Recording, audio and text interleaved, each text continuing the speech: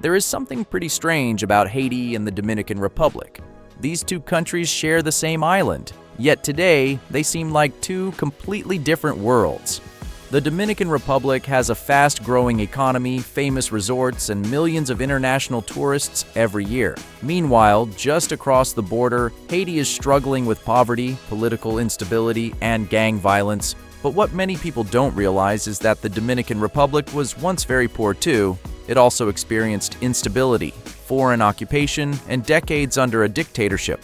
So why did the Dominican Republic ultimately take such a different path? And when did these two countries on the same island begin drifting so far apart?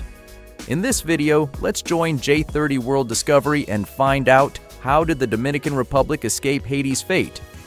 The two countries never really started from the same place.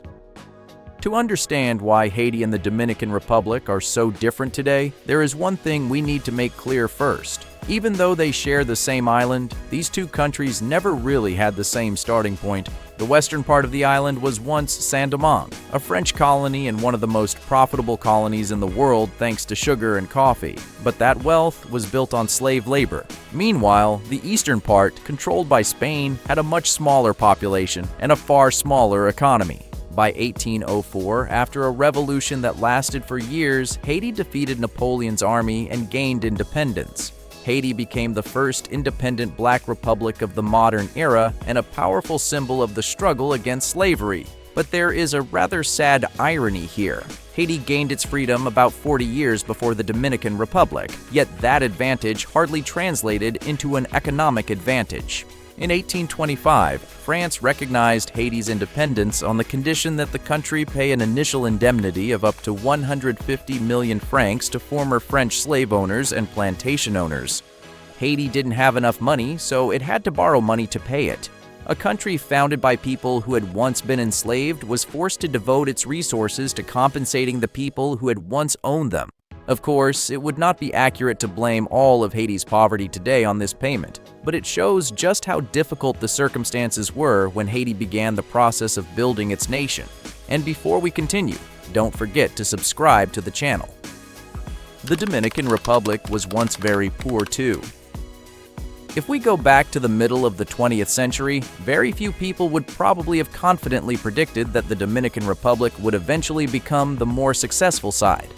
The country gained independence from Haiti in 1844, but afterward it went through repeated conflicts, debt, and political instability. From 1916 to 1924, the Dominican Republic was even occupied by the U.S. military. In 1930, Rafael Trujillo came to power and established a dictatorship that lasted for more than 3 decades. He suppressed his opponents and controlled much of the country's political life. Trujillo's power was so extensive that Santo Domingo was once renamed Ciudad Trujillo.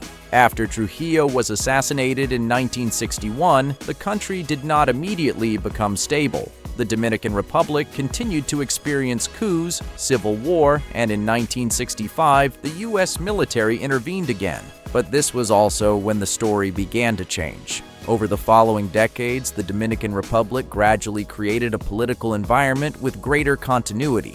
The process was far from perfect, but the economy began to have enough stability for businesses to invest, build factories and hotels, and create jobs. Haiti faced much greater difficulties. The country spent nearly 3 decades under the rule of the Duvalier family. When Jean-Claude "Baby Doc" Duvalier left Haiti in 1986, many people hoped the country was entering a new era. But the following decades brought more coups, political crises, and unstable transfers of power. And this is the part I find most interesting. Both Haiti and the Dominican Republic were once poor, both experienced dictatorships, and both experienced foreign intervention. So the difference we see today cannot simply be explained by saying that one country had a good history while the other had a bad one.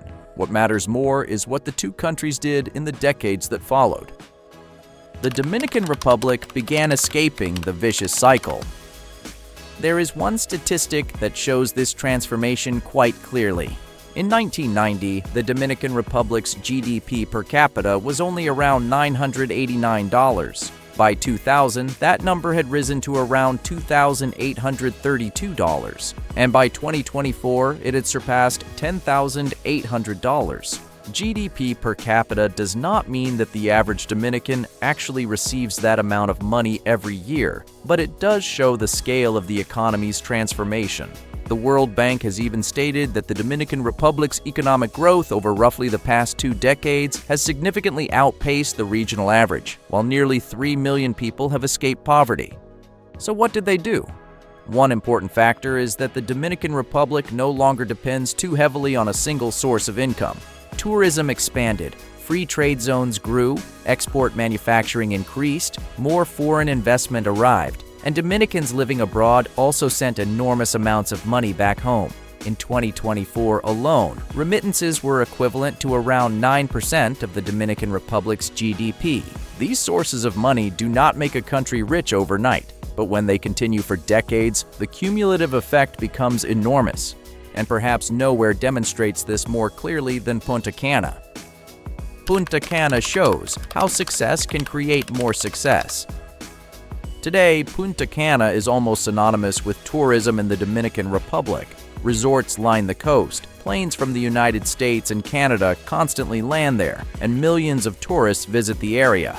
But just a few decades ago, this place was relatively isolated and underdeveloped. Then investors began building resorts. The airport was developed, roads appeared, airlines added more routes, and then a cycle began to form. Tourists arrived, so more hotels were built. More hotels meant airlines added more flights. Easier travel brought in more tourists, and the growing number of visitors encouraged investors to keep putting more money into the area. In my view, this is one of the most important things to understand about the Dominican Republic's story. Once a country creates trust, success can begin creating even more success. Businesses don't just look at what a country has today. They also want to know whether their investment can survive 10 or 20 years into the future. And across the border, Haiti fell into almost the exact opposite cycle. Haiti fell into the opposite cycle.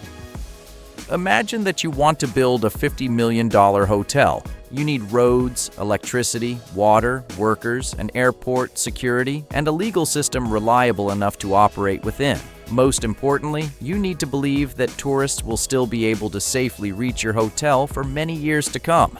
If those things are uncertain, very few businesses are willing to invest $50 million. This is one of the problems Haiti has faced. Instability reduces investment. Low investment means fewer jobs and less tax revenue. The government has less money to build infrastructure and provide services. Weak infrastructure then makes investors even more hesitant. And Haiti has also repeatedly suffered enormous shocks. The 2010 earthquake devastated Port-au-Prince and many surrounding areas, killing hundreds of thousands of people according to estimates published at the time and destroying a huge amount of infrastructure.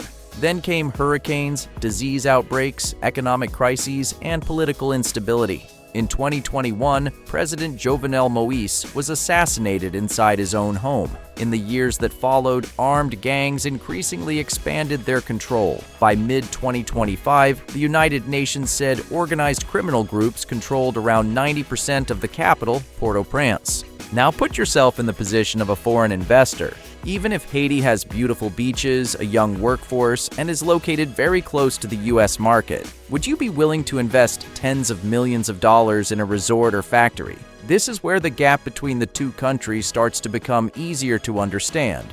It's not because the Dominican Republic has some special secret. It's because one side gradually developed a positive cycle, while the other found it increasingly difficult to escape a negative cycle. The strangest part, Haiti has many of the same things the Dominican Republic has. This is perhaps the most unfortunate part of the story. Haiti sits on the very same island that has one of the most successful tourism industries in the Caribbean. The country also has beaches, mountains, a tropical climate, and is only a few hours by plane from the United States. If you look only at geography, it is difficult to explain why one side of Hispaniola became an international vacation paradise while the other was almost completely left behind.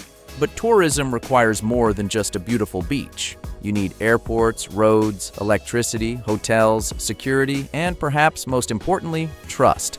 An American family choosing where to spend their summer vacation usually isn't researching GDP or economic policy. They simply want to know whether the flight is convenient, whether the resort is good, and whether they will feel safe bringing their family there. When millions of people make decisions like that over several decades, it creates an enormous flow of money.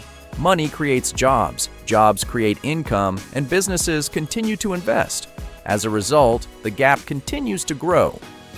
But the Dominican Republic is not a paradise. At this point, it would be easy to conclude that the Dominican Republic has succeeded while Haiti has failed. But that view is too simple. The Dominican Republic still has inequality, informal employment, problems with the quality of public services, and many other social challenges. A GDP per capita of around $10,876 in 2024 represents enormous progress, but it is still far below the United States or wealthy European countries. What matters is not that the Dominican Republic has become a rich country like Switzerland. It's that its direction has changed. In 2024, the Dominican Republic's economy was still growing by around 5%, while foreign direct investment was equivalent to around 3.6% of GDP. No single decision saved the Dominican Republic. What mattered was that its economy had decades to keep functioning without constantly having to start over from the beginning. The Dominican Republic's success has created a new problem. But the story doesn't end there. When two neighboring countries become increasingly different in terms of economic conditions and stability, one thing is almost certain to happen. People begin to move. For years, Haitians have crossed into the Dominican Republic looking for work, especially in construction, agriculture, and other labor-intensive industries. And this has created a paradox. The Dominican Republic needs some Haitian labor, but Haitian immigration has also become one of the country's most politically sensitive issues. As the situation in Haiti has become increasingly unstable, pressure along the border has also increased. The Dominican Republic has tightened border controls and built fencing in many areas. When I look at that wall, I think it has almost become the perfect symbol of the entire story. The two countries are still on the same island. But after nearly 2 centuries, the distance between them is no longer just a line on a map. It has become a gap in economic conditions, infrastructure, security, and opportunity. And if you're curious why the Dominican Republic decided to build a wall along its border with Haiti, subscribe to J30 World Discovery. Maybe that will be a story worth exploring next. So how did the Dominican Republic escape Haiti's fate? After looking into the story of these two countries, I realized that there probably isn't a single answer. It wasn't just tourism or foreign investment, and it wasn't because the Dominican Republic never made mistakes. In fact, the country experienced dictatorship, war, occupation, and serious crises. But over time, the Dominican Republic gradually created something that Haiti has repeatedly struggled to maintain: enough stability for long enough to give the economy time to grow. When stability lasts, businesses invest, jobs appear, incomes rise, infrastructure improves, tourism and investment continue to expand. A positive cycle gradually begins to form. Haiti, meanwhile, has repeatedly been pulled backward by political instability, weak institutions, natural disasters, and more recently, a severe security crisis. Perhaps the most thought-provoking part is that the enormous gap between these two countries did not appear in a single day. It was created year by year. A road gets built, a factory opens, a hotel appears, an airport adds another flight. Then those investments create the conditions for even more investment. Meanwhile, on the other side, every new crisis can destroy years of progress. And that may be what makes Hispaniola one of the most remarkable islands in the world. The same island, the same Caribbean Sea. But after decades of following two different paths, a border has become the dividing line between two completely different realities.